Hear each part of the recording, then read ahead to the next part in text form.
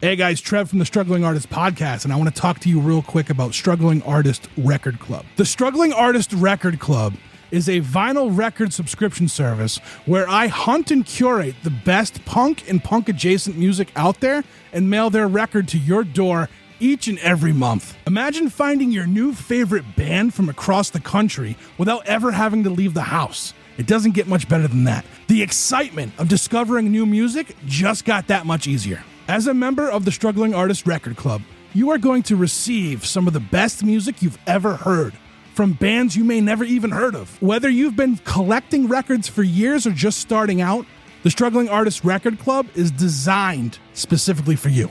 And right now, all new members get a Struggling Artist Record Club exclusive along with the monthly selection. So head to StrugglingArtistRecordClub.com, pick a membership, and start building that collection today. You're listening to the Struggling Artist Podcast. People need to be entertained. They need the distraction. With your host, Trev Allen. I wish to God that somebody would do something to block out the voices in my head for 5 minutes.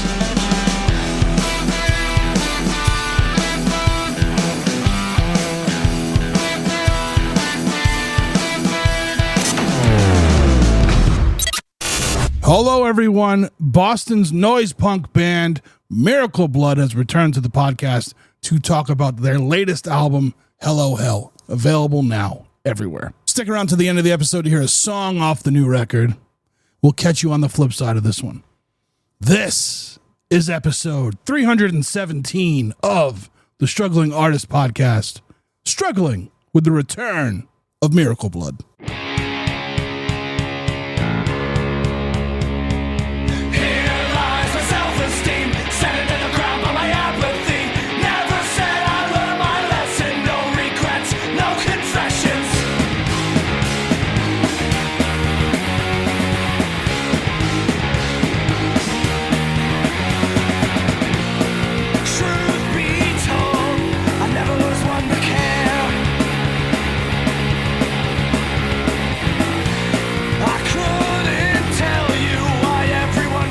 Welcome back to the podcast, Miracle Blood. Was it last year or was it early this year when you guys were on? Do you remember? I don't. I think it was a little over a year ago. It was a little over a year. 2023, I want to say. Okay. So yeah, it was after Melter came out for sure. Mm-hmm. Yeah, because I had gotten the record and I was like, oh man, we're gonna, that was good. You guys have been fucking busy. Yeah, we try our best to stay busy, Tell me how many shows did you play this year? Do you know? Did you track them? Yeah, it's like 48. I mean, I can actually pull it up right now. Yeah, Anthony's really good about keeping the books. He's the archivist. Yeah, good. I while Anthony's getting that, I mean, you guys did like a bunch of like little. Was it little? No, you guys went out for like a week, right? A couple times. You guys went out for a couple weeks, or?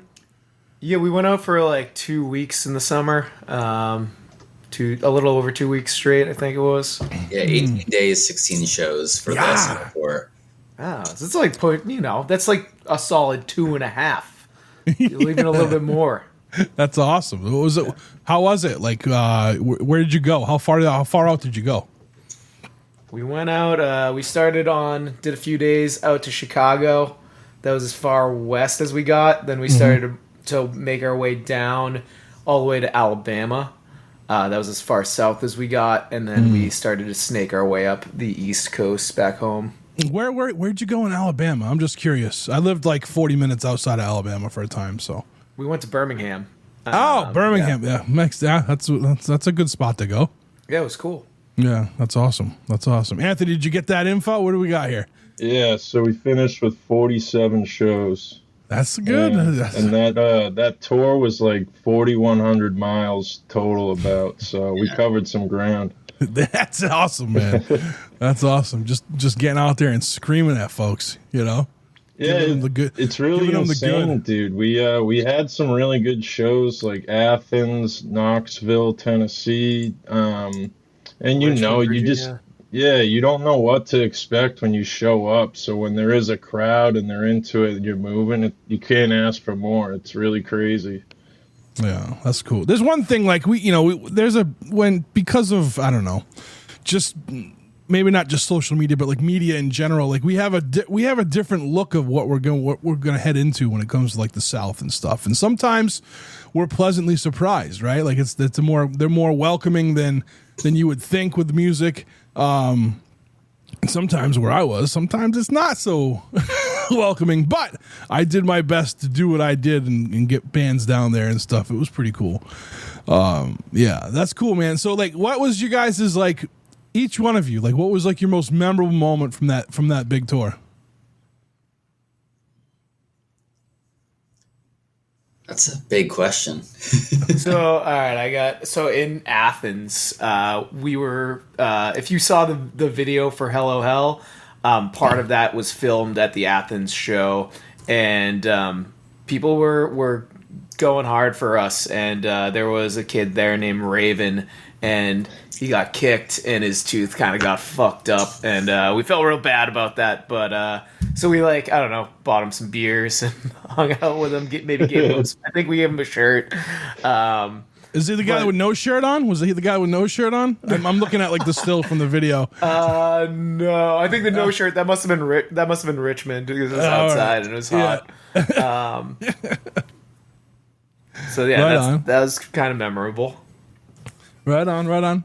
What about for the other guys? What do you have? Was there anything specific that stood out? I'm gonna switch it up with a meal we had. It was in Georgia, but we got breakfast, and it was called Mama's Boy, and they had this biscuits and gravy with fried chicken, like eggs Benedict. Yeah, it was just insane, dude. Like the flavor out of this world. The plate was big. They had these big fat biscuits for like, the base of the Benedict, and it was just unbelievable. Right on. So it wasn't the biggest show we played, but Highland Tap Room in Louisville, they had this like Metal Monday they do, and we didn't really know what to expect because we're thinking Monday night, like, are we going to be playing to an empty room? And like, there's just like a small dedicated group of people that just show up to Metal Mondays, and we got to play with this band Joe Grudge, and they were all really cool. And like, that was just a show that like, I was kind of like, all right, like, it is what it is, but they wound up being just another awesome night on the tour. I'm actually glad you brought that up, Gary, because that made me think of something that was actually very memorable now. There was a kid at that show that was blind, and like, he had someone helping him around, but when the music started, like, he had his stick and he would just hold it and like just head bang his head off, dude. And, I'm just thinking about what it really means to someone like that to just show up, not really know where you're at, what's going on, but you hear the tunes and it takes over. So that was really cool to see. Yeah, that's awesome. I feel like sound's got to be a different experience too, and like you guys have a whole lot of sound. You know what I mean? So that's awesome. That's fucking awesome. Yeah. Man, that sounds like a lot of fun. That sounds like a great time, a great tour. Now that was the first like decent tour you guys have done together, right? The year before we did like a week-long tour or 10-day tour in 2023. Okay. And so it was, substantially longer than that one. Mm-hmm. Cool. Was Hello Hell, was that out for this tour or no? This was oh, so you got a big tour coming. Yeah. You guys got another one coming. We're trying to get in a lot in 2025. So we actually will have two we'll start with the number 2 tours in 2025, if not some more. Cool. That's awesome. How we break it up. So making connections along the way, I'm sure, right? Like with the venues and everything like that. And that's good, man. I hope you guys get called back to some of those spots, to see some of the people that will become the regulars, right? The regulars that you see when you go out to these places. That's awesome. That's such a good experience, I bet. So, all right. So let's talk. First off, I want to say congrats on being nominated for the Boston Music Awards. It was cool to see you guys there. Likewise. I bailed though. I had to bail after after I was like, all right, we're not winning. I knew we weren't winning, but you guys had a good shot. That you guys had a stacked like category. You know, it's always stacked. You know, there's always so many good bands in Boston, and it felt like last year. Actually, I feel like the category that we're in this year, the punk hardcore, was like all our friends last year, so it was a little bit relieving that we weren't like just like up against them. But yeah, always great bands. Rebuilder won, you know, very well deserved. Yeah, they've been around, right? They've been around for a bit now. Oh, yeah. So yeah, it was cool. It was cool, man. It was cool to see. So the thing about your band too, like this is what I love about it is like you can fit on a punk bill, you can fit on a metal show. It doesn't like you guys are like kind of like smack dab in the middle of all that funness, you know? I'm hoping that next year they put us in metal, just so we can get a different category every year. The year after that, folk. Who knows? Like, yeah. What were you the first year? What were you guys nominated for the first year? Rock. Oh, just rock. Oh yeah, that'd be cool. How fun would that be if you guys got a different category? You know, because depending on the album that you put out, I want to hear a Miracle Blood folk album. That would be fucking amazing. 2025. We can pull it off. I think so. No, man, it was awesome to see you guys. Like I said, you know, it's so hard when everyone you know is in like one category. It was like for me, I was like, I wanted everybody to win, you know. So that's and it's funny because like we'll talk like with the category that we're in for the podcast and radio show one, like we have no business being on it. Let me tell you why. Like if you look at like the ones the shows that win, their production value for like video, like you know the one that won their studios at Fenway Park. Like mine's in my living room. You know what I mean? So who was the winner of that category? High Street, I think their name is. I don't know. Yeah, I've heard of you. Yeah, so, you know. no doubt. And I like looked at like you know the Instagram accounts and like you know we were the lowest with like people that follow us, but the next one is like 1,000 more than us, and I was like, yeah, I am just like I am so grateful that we can make that list every year. That's all I really care about. You know what I mean? Like. You know, I don't care about winning stuff. That's not why I do what I do. I do the things I do so people like you guys can get recognition. You know what I mean? And hopefully it's helped a little bit along the way. You guys being on the podcast and being friends with us. You know what I mean, on the show and everything. So, yeah, I don't know. I can't say enough good things about you guys. And you're just a bunch of good dudes. You know, like I have so much fun hanging. Like when I saw you guys talking with you and like. Hearing how you guys went, I got to see you. That was the difference between the last time you were on and now. I got to finally see you guys perform at the Hotel Vernon. Yeah, that's right. That was badass. You know, like I knew I was in for something good, and I got an awesome picture of Andrew's face because he makes the most incredible faces while he sings. Yeah, that was a good show. You know what I mean? Yeah. That was actually a tough night for us. I don't know if Garrett if you want to tell.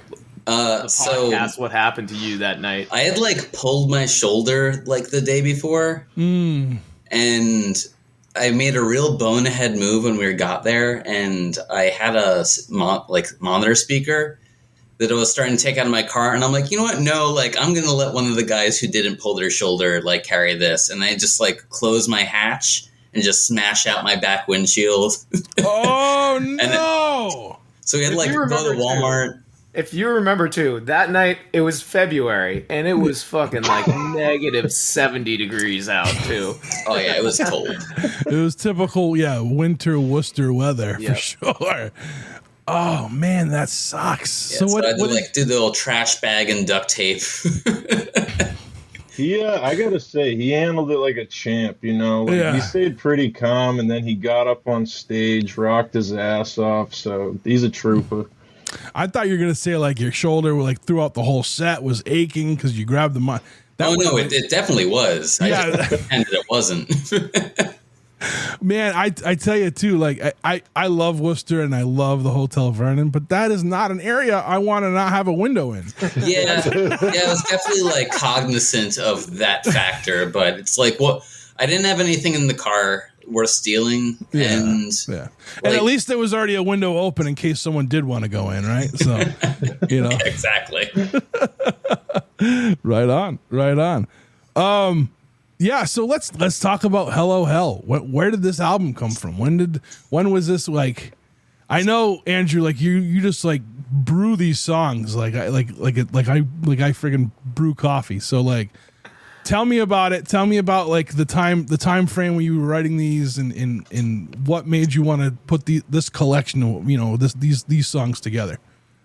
So I think that the vision for this album, like, we had been talking about for a while, Garrett and I and our previous drummer, we wanted to do a record that was like,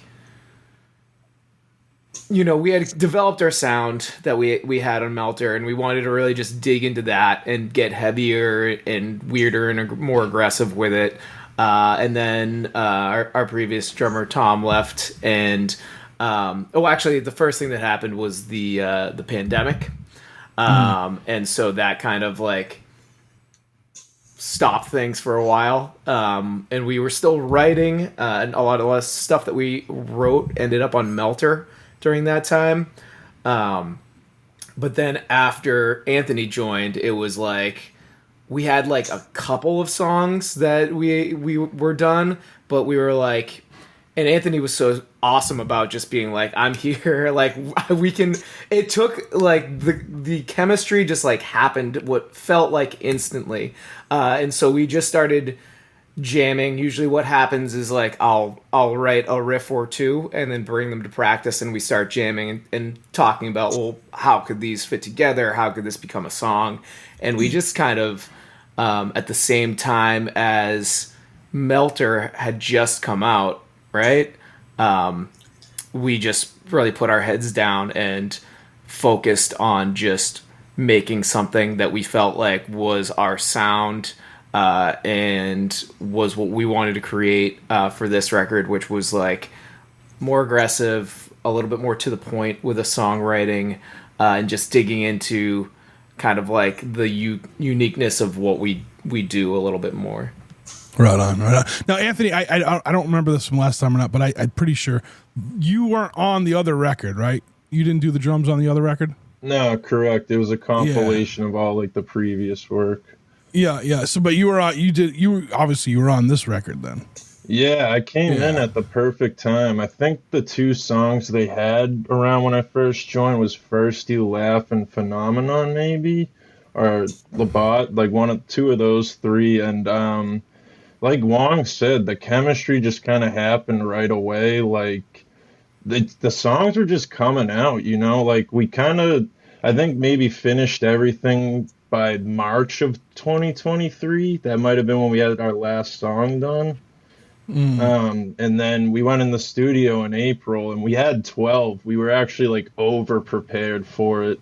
And we just had a good plan. We were demoing the songs, sending them to Alex at the Bridge. And we were just all on board. It was that real collective mindset of, achieving this goal. Yeah, that's awesome. Tell me, I mean, you guys did a great job, I think, releasing the singles that you did for the album beforehand. But like, tell me, and was this the album, Andrew, that you were saying, like you were talking about the Carnival Barker, like the Carnival Barker? Yeah. So this was like you wanted more of that on this, and yeah, and in particular, so that's interesting. Yeah. So we talked last year on the podcast, and we had, like Anthony said, we had finished recording in spring 2023. Maybe like early summer, late spring. Mm-hmm. But there is that song, the third track 3, Pets and Owners. Mm-hmm. There's this part in the middle section where I literally, like, if you listen to it, and I said to Alex, our producer, like, I want it to sound like a carnival barker almost, or like an auctioneer through like an old speaker. And it's that's what he did. So that when you said that, I was like, well, that's awesome. Yes, that's I love it, dude. This is, you guys, like, it's just such a unique. You guys are just such a unique band. You know what I mean? And like, yeah, like I went and got this on, I have it digitally right now. Let me look real quick. I think I can say, yeah. So you guys are the record club pick for December. This won't be out until January, so we're good. And I thank you for wanting to be part of that. But like, thank you, man. Yeah, of course, I just know, like, I need to, like, every once in a while, like, I try to keep the variation of, like, the sounds, for the record club, like, and I haven't had something this hard yet, and I'm like, all right, this is gonna be awesome. Like, this is gonna be, we're coming out, we're ending the year the way it should be, angry. You know what I mean? Honored to be that pick for the club for sure. Yeah, right on, man. I cannot wait. And I know some of the members that, like, there's a couple that write in reviews every month. Like, I can't wait to hear what they have to say because I know they're gonna love it. You know what I mean? So, as we're recording this, obviously we're recording this in December for people who are listening. But, like, yeah, I can't wait for next month to hear the reviews that we get when we send these out in a few days. They should be here pretty soon, and then I'm right out the door. Like, I already got everything prepped, ready. I'm just putting everything together and going throwing them out the door to the USPS so they can do their thing. Now, you're on a label now. Was this one released on a label? What was the last one self-released though, right? So yeah, originally Melter was self-released, and then we got on board with Nefarious Industries in January, and we actually had sold out of Melter on vinyl. That's and awesome. So we repressed with Nefarious as one of, like, the kind of first things that we did with them, which was cool because it was like it kind of was like a, hey, like, our label audience or whatever, this band is now joining us and we're repressing their record, and you can expect another record later on this year. Yeah, that's a good thing. I feel like that's also a good way to, like, start a relationship too, like to kind of feel each other out. You know what I'm saying? Has it been with them? You've been good with them, yeah? Definitely, yeah. Yeah, that's Greg, awesome. I mean, it's basically a one-man show, and he's just awesome. Does so much, really cares just about the music that he likes, and that's who's on the label. And so in that way, it's like every band, he's like, you're there because he likes your music and he wants you to do well. And, when we had our release show in October, he was up here, and he was living in like New Jersey, Philly area at the time. So, he came, all the way up. So that's awesome. That's awesome. Now that's something, like, if I was to ever do a label, it would be like the podcast, just all the bands I like. You know what I mean? So yeah, I totally understand where he's coming from with that. So that's cool. That's cool. Now, is that something, like, did you shop it out there? Did he approach you? Like, how did that start? Yeah, we were shopping. We felt like with this record, we wanted to give it as good a chance as we could. So we were like, a label will definitely help with that. And so, he,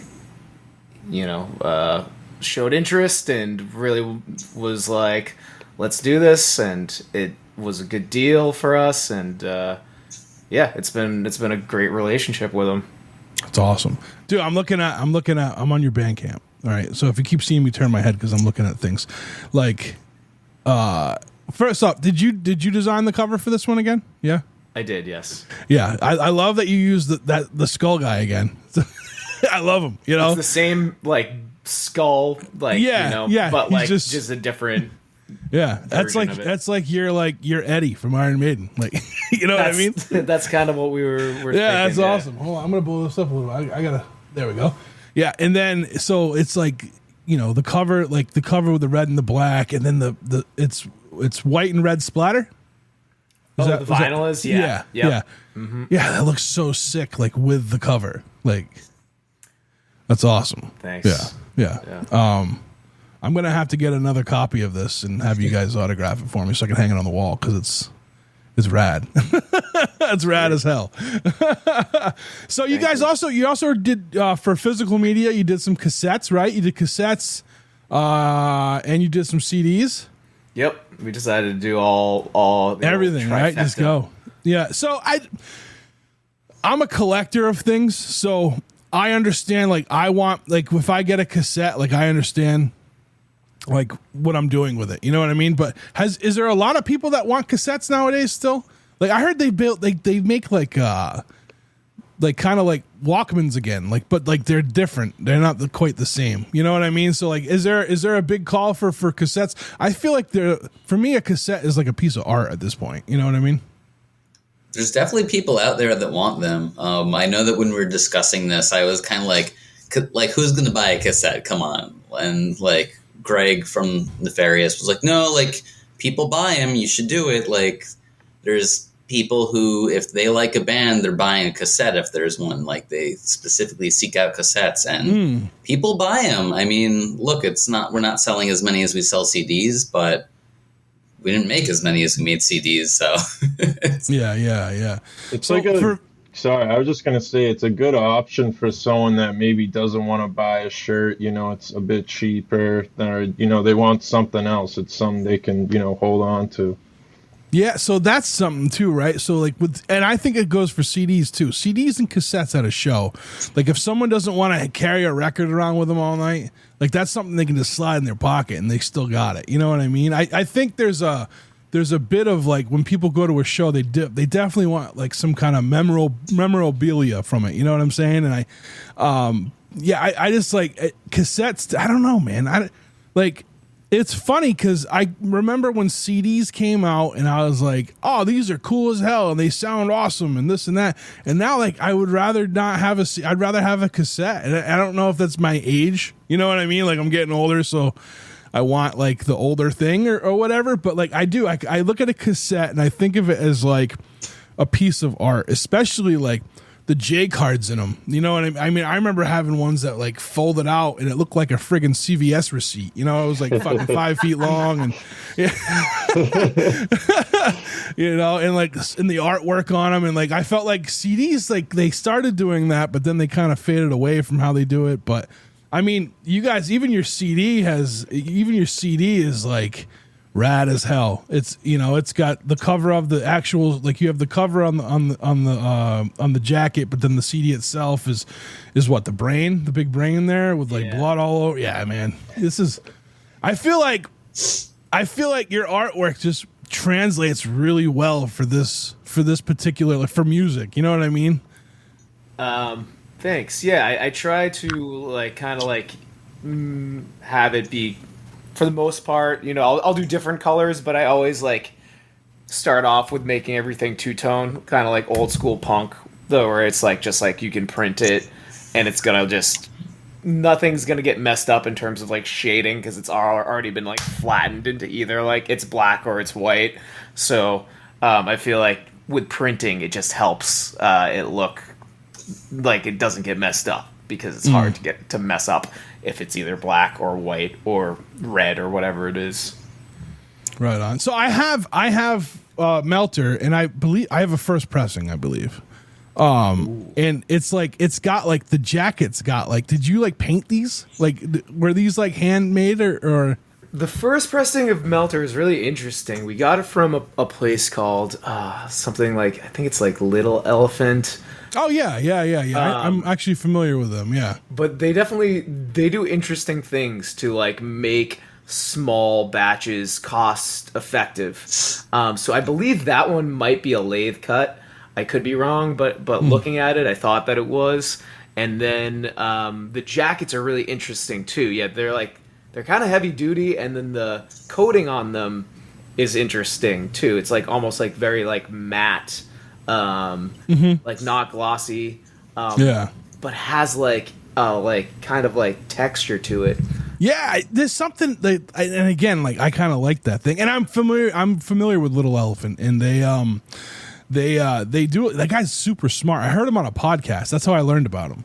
Yeah, and like how he got in, like how he talks about like all records are lathe cut. And then like they just put like this coating on top of them to make them vinyl. So like they're the same. Basically, they're the same thing, except it's got that extra coating on it that protects whatever. And they say they last longer, but like I have never worn out a lathe cut or a regular vinyl record. So I would, and I play them constantly. That's all I do is listen to that stuff, you know? So I mean, people used to wear out records back in the day because that's the only way you could listen to the shit. So Yeah. it's like, you know, now it's like you end up listening to a record, you know, every now and then, you know, if you want to hear it, you can throw it on your phone or whatever it is.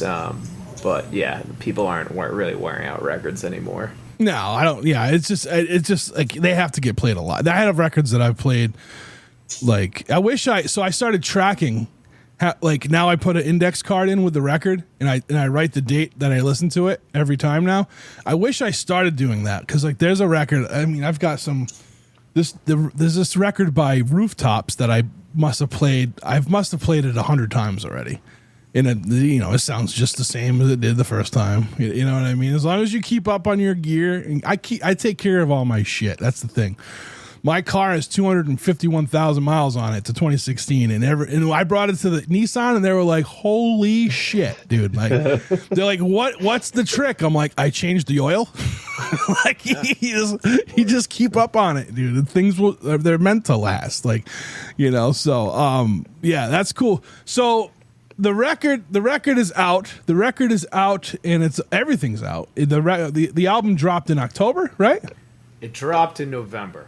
November. Release show in October. Okay. I think I talked to you about it in October, right? That's when we were like you and I started mapping this whole thing out, and then the election happened, and I was like, we should probably reschedule. Yeah. Plus, I was like feeling a little shitty around that time. It could have been because I was going hard because of the election. But you know, no, I believe we were originally scheduled for the day after the election. It was like, let's take a break here. That was poor planning on my part. I should have been like, you know, yeah. So, but I'm happy that you guys are here now. Man, you guys aren't stopping, huh? I see you guys shows coming up in January already. Yep. Right on. Tell me about some of the bands you guys have met on tour. Sure. Let's see. Fresh on my mind right now is Shag Carpet from Richmond because we're going to be playing with them again. A really cool band who came up and played at O'Brien's in the spring. They're really cool, kind of like very post-punky, kind of egg-punky, like kind of that like lo-fi kind of sound. Singer wears like a really interesting like ski mask when they play too, so they're pretty sweet. In Athens, we played with this band Rosie and the Rat Dogs, and Ben, the guitar player, was kind enough to let us stay at his place. But I really dug them because they had like some heavy kind of doomy stoner riffs and like a little bit of southern twang to it. And just a lot of just sick riffage. I really dug them. Yeah, they were awesome. What about for you, Garrett? I mean, it's kind of hard, and like I almost feel bad naming one just because it's like you think about 16 dates, anywhere from one other band to 4 other bands. We met so many people, saw so many bands play. Like I think I tallied like how many bands we played with just in that one 18-day tour or whatever it was, and it was like over 70. Wow. Yeah. Wow. I mean, you can name them all. I mentioned Joe Grudge earlier, and then like Greenhead, who we played with outside of DC. Like they were really cool, like stonery kind of stuff. Really good bassists, which I, of course, as a bassist, appreciate. Were they? Did they do that Queens of the Stone Age cover? I think. I believe that was them. Yeah, it was fucking. At the garage. Or Caius, or is it? No, it was Queens. I forget the song. It's off the first album, but I was like, "This is badass." They nailed it. It's awesome. So I mean, getting out there, doing your thing, getting out there and playing these shows is obviously the most exposure you'll get, right? Like, or that's how you get the most exposure is from playing shows, I believe, right? Because, I mean, commercial radio doesn't do anything for independent artists anymore, and it's not even their fault. They're told what to play. You know, you can't even blame the DJs on it. Like it's they're being handed down what to play, and they have to play it and all that stuff.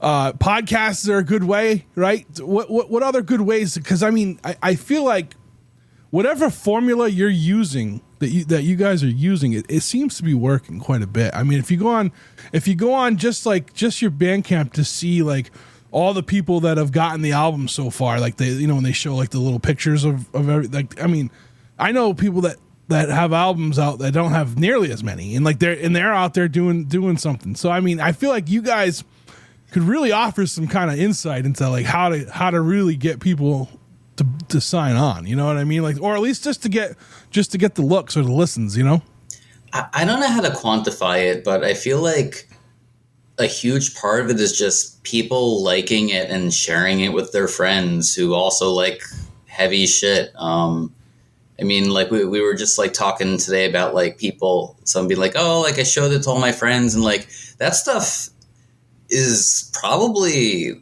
doing a ton of like unseen, unobserved work for us. I agree to a certain extent, but I think also too, like, you know what you're saying, Trev, about playing shows, right? Like making sure that you are friendly with all the bands, like, you know, that you're like being cool and chill and meeting everybody and becoming friends with them. And then also like same thing with the people who are just there too. Like I always try to, if somebody's buying something and I'm right there, I try to be like, hey, like, thank you so much, and it's nice to meet you, and I'm Andrew, and you know, and then because you know the thing about music, right? Like it's really easy to like think about it as like I want people to listen to me, and I want like to have the spotlight, and I want numbers, right? But like at the end of the day, each number, each one, that's just a person, right? So like the more that you can make a connection with that person, especially if they've expressed already in some way that they dig what you're doing, because they don't have to, like, even if they like it, they don't even have to buy a record. They don't have to even come say hi to you and say, hey, I like that. So they're putting themselves out there. So I think that we do a good job of just not taking that for granted, and really valuing the people who show interest in us. And then another thing is kind of being part, like I said, you know, with bands and being part of a community. Like there are people on, if you look at our Bandcamp, right? I'm in a Noise Rock Facebook group, which is the best Facebook group that I can think of. Shout out to Noise Rock now, if anybody's listening to this. But it's just a really sick group where like people are constantly sharing different bands, and it kind of doesn't matter if the band has like 1 million followers or like 3, and people will like listen to it and be like either like this is cool, or you know, or I don't like this that much, or whatever it is. But it's really just about like discovering music and you know, the enjoyment of that genre in particular. And I will go into that group and be like, hey, here's like 10 free download codes for Bandcamp because I know you guys might dig this. And so I think that shit goes a long way too. Do you see, like, because like you guys, like I said, the versatility of where you guys can fit on a bill, or just, you know, like with the VMAs, like being different categories or whatever. Is there a lot of intermingling, or does everyone kind of like? Because to me, like I like what I like, and there's a huge, you know, I have a huge like palette of what I like, so I can be like the centerpiece and be like not bring people together, but like I can be like the centerpiece where like bands can end up, maybe if they ever wanted to like cross pollinate or whatever, they'll, you know. So like I see it as like one big thing, but like I will say, like being at the BMAs, like I kind of saw pockets, right? I saw pockets of like people, and I was like, oh, maybe it's not like I think it is. But at the same time, like a band like you guys that can kind of fit in different areas, like what is it? Is it kind of segregated, or is it kind of everyone's still together, even though like they're different sounds and everything? I'd say in our experience, it's mostly been togetherness. Like we've been very fortunate to play with a lot of great and friendly bands, and it's this thing where we all know that it takes everyone to make it work and, like be a fun environment and this place where people can go and have a good time, right? So it just seems like there is that understanding of like, hey, we're all here for maybe our own reasons, but, we have something to say, we have music we want to put out, and we want to make sure the people that show up have a good time. So yeah, we've been very fortunate with the bands we played with. Yeah, I mean the BMAs is also just wild because it's like every genre, Yeah. We're like, we can say like, oh, this band is versatile, but like versatile if you have a drummer, a guitarist, and a bass player. But like once you get into like other complete genres, like there's definitely probably hundreds of people at the BMAs that I had no idea who they are. Yeah. But like it's cool that they have an event where all those people get together like, hey, we all do music in Boston. And it seemed like everyone was into it. Like I didn't see anybody like rolling their eyes at a band or like an artist that was up there. Like everybody was just involved, and I that's cool too. I do like that. I will say, like, when I got there, I was like, oh, there's not a whole lot of people here. This is gonna be okay for me. And then Jeff and I moved to like the other side, and I don't know what happened, but in the matter of like 10 minutes, I was like, whoa, there was so, like, you couldn't move. And then I was like, how am I supposed to get to the other side to get out of here? Like, it was, it was quite the experience. I'd go back, I'd go back and see things. I'll say it was on back that when we too. were nominated for Folk Artist of the Year. I was just gonna say too, there are some people that are like, I only like death metal, I only like hip hop or this and that. But when it's in person, I think that's really when you can like maybe change someone's opinion or really like, then they like really feel it. Like it's different to just hear it in a headphone or something and be like, nah, like this is just whatever, I don't dig it. But once they see it, that's really, like we're saying, it really comes down to the show where you can make that connection to people and possibly, change their perspective on music, There's something to be said for not having the ability to turn it off. I mean, 'cause, like, I guarantee you there have been shows we've played where, like, we start playing and we're making all this noise and someone's like, oh, God, like, if they were listening to this on Spotify, they'd skip right by it. And, like, maybe we don't win them all over, but I'm sure there's been people we've won over that, like, when we started playing, we're like, ooh, no, this is too loud. And then, like, they go over, grab some free earplugs from us, put those in, and they're like, oh, you know what? There's something here for me. May not be their new favorite thing, but I mean, look, like I definitely have like a relatively wide like berth of what I listen to, but like there's certain things that like I just don't love that much, and like sometimes we play with bands that like fit in those genres, and I have that where like I'm like, oh, like okay, like this is a death metal band, and like, oh, actually this is a sick death metal band. Even though that's not something that, like, I normally seek out, like, when you kind of have to, you're a captive audience to some degree, it makes you give it a chance. Right on. Yeah, I agree with that. So, Hello Hell, it's, are you writing new songs already? You are. I could tell. I'm looking at Andrew. We never. Huh? No new songs. Yeah, no. Yeah, it's over. Yeah. No. I mean, like, I'm trying to think. Like, the first song after Hello Hell was like, we started writing that like a month after we were done recording Hello Hell, right? It's just a machine. You're just gonna keep. You guys are just gonna keep turning them out every year. New album. Yeah. It's one of those things where like, you don't want to like, especially with recording, like you can always hold on to things, right? So it's just we always just have the mindset of being prepared for the future, where it's like we're not gonna wait till we tour the Hello Hell and kind of run it to the ground or what have you. You know, we're going to be ready for the next thing before that happens. And I just think that's, the best kind of cadence to be on. Yeah. Not only that, I also just think that like writing with people new things is one of the most exciting things about playing in a band. It's like you get to kind of think about something completely new and think about like, well, what if our band did this now? Or, you know, like, oh, I like this new idea. Like, let's see where we can bring this. And I would just feel weird if like we went for like, I don't know, months without doing that. Right on. Do you I will say there's something like I will never hear you guys say I hear you guys like someone's playing at somewhere, and I'll never be like, oh, who is that? Like I'll always know it's you guys, right?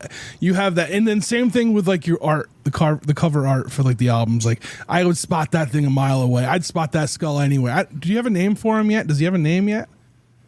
We don't have one that we settle on, but I like Scully. right on. So like I can see like, and I would know it was you. Like also your flyers. Whenever I'm scrolling, I know what your flyers look like, and I'll stop. Like, is this like, I don't know. Was this strategic or strategic laziness? No, I think there's something to it, man. Because like, you know, like you see a lot of things online and you just scroll. But like when I see, I don't know what it is about the flyers you make or for online, but like I know when it's yours and I stop and I'm like, who are they playing with? Who like where are they playing? Who are they playing with? When is it? You know what I mean? That's amazing. That's awesome. That's a good thing. You know, I think that's a good thing. Yeah. So let's talk about, you got a couple shows coming up in January, right? Let's talk about them. You got one in New Haven at Cafe 9, which I heard is a really cool place. I don't know if you guys have ever been there, but it'll be our first time, but the lineup is awesome. We're stoked on playing with these bands. Wow, Okay, Cool, who we've played down there with before. They're great. And Fafa as well we've played with, and then Video Dome is a new one for us, but it's like a really good, like the bill's like a really good fit where not every band sounds the same, but like it's like the vibe is like it's a vibe, you know. Immaculate vibes. Yeah, immaculate vibes. That was something that a kid said in Athens, right? We kept on saying it, and we kept on hearing being like, dude, he's like on the phone, he's like, get down here to the Flickr. Immaculate vibes. Immaculate vibes.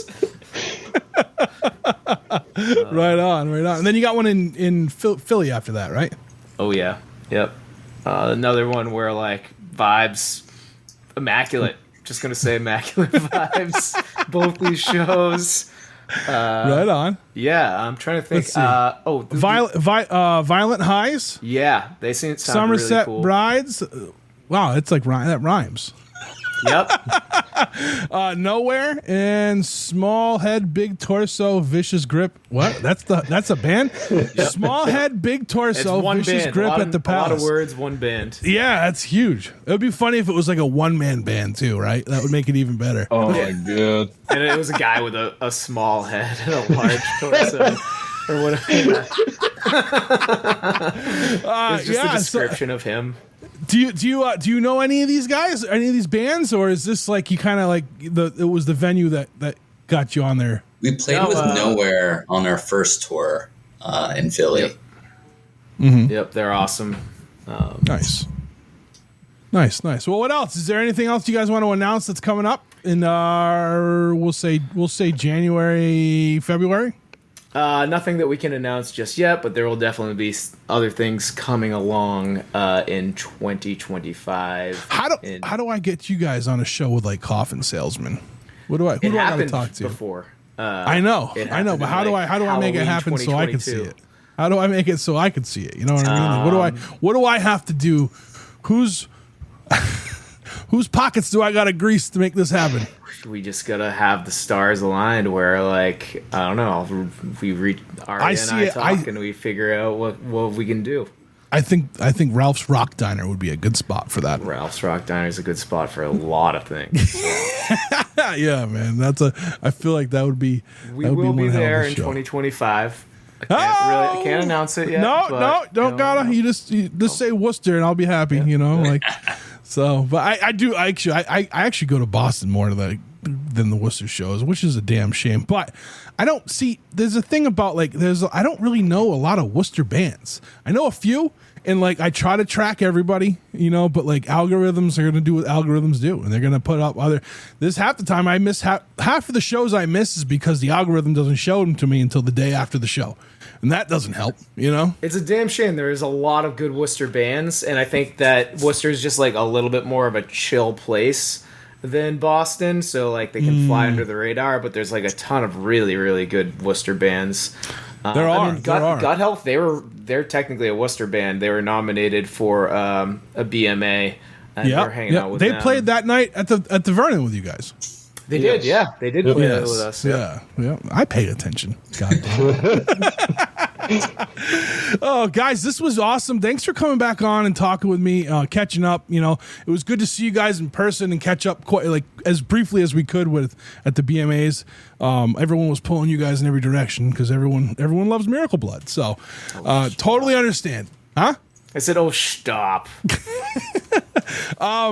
Yeah, let's talk after this. Maybe I can get to one of those shows, and I'll be able to hang out with you guys a little bit longer. And door is always open if you ever want to come back. Where can people pick up your album? Should they go through your Bandcamp? Should they go through Nefarious's website? Like, what's the best option? Those are both perfectly great options. You can do either nefariusindustries.com or you can do miracleblood.bandcamp.com, and you can get the record either of those places in all formats. All right, cool. And social media, what's your social media handle? Miracle Blood Music on all social media. All right, sounds good, man. Hey guys, thanks for coming on again. It was awesome to see you and talk with you today. Keep in touch. Likewise, thanks for having us. Always a pleasure. Thank you so much, man. Thanks, Trev. Appreciate it. All right, that's the show. I want to thank Miracle Blood for being today's guest on the Struggling Artist Podcast. In the show notes, go find their music, listen to it. Go find them on social media, follow them, look for a show, check them out. Thank you to Chris Chavez and Jeff Bousquet for being producers of the Struggling Artist Podcast. Go give them a follow on Instagram. You can follow Jeff at JRBimage and Chris at 716 The Sound. Thank you to Mark at State Line Records for sponsoring the podcast. Head to StatelineRecords.com, see what he has in stock from the label, pick up some albums, support local indie music. Once again, I want to thank Losers Circle for allowing us to use their song, The Great Illusion of Time, off their album Took Long Enough. There's always a link, either on our website or in our link tree, to buy that record if you don't own it. It is an absolute banger. You should go check that one out. If you're a patron over at Patreon, thank you. Much appreciated. Go see what we have going on over there. Patreon.com/podcast TSA. Everybody who listens and writes into us, sends us texts or voicemails, thank you. It is so appreciated. We love you so much for that. If you want to reach out, Trev at thestrugglingartistpodcast.com. But if you want to shoot a text on your phone to the hotline, the Struggling Artist Hotline, that's 774-570-1552. You could also call that number and leave us a voicemail, and I'll play it on the podcast. Unless you don't want me to, then I won't. Again, 774-570-1552. All right, it's time to get out of here. We have a song to play. Miracle Blood was kind enough to give us a track. This is off of their brand new album, Hello Hell. The song is called Pets and Owners. Until next week, take care of yourselves. We'll talk to you then.